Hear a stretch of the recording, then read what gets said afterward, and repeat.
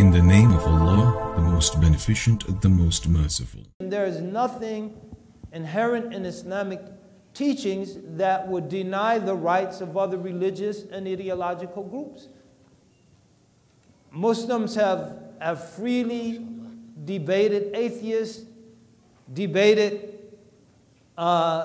members of other religious communities. They've been able to flourish in Muslim societies.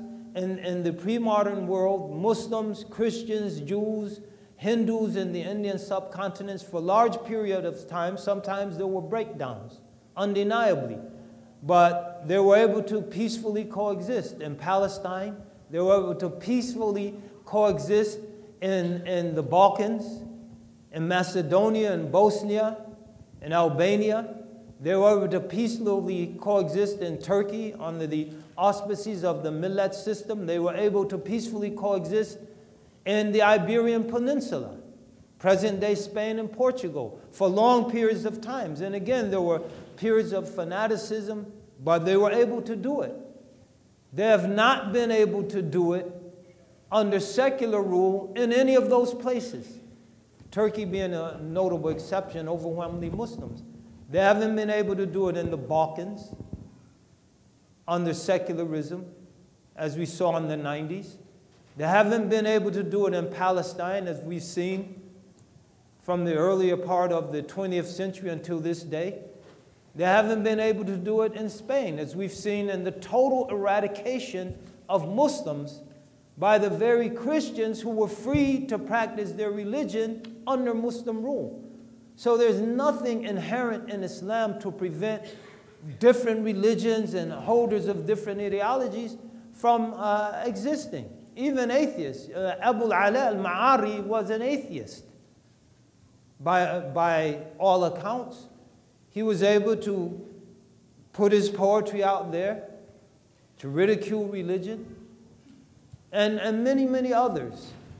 So now when those phenomenon became the formation, the basis of identity politics, and then as identity politics sought to impose themselves on the polity, then those were periods where you saw tension. But generally speaking, as a general rule, there's absolutely nothing inherent in Islam to prevent that peaceful coexistence. Also, Muslims, we learn from history how Muslims envisioned politics, the relationship between rulers and the ruled, evolved over time.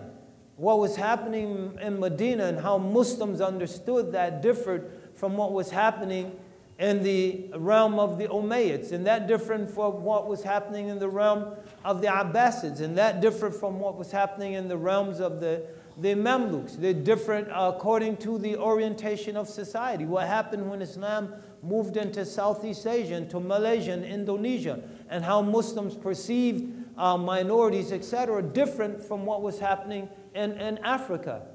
Gender roles reflected in areas that were predominantly matriarchal and matrilineal.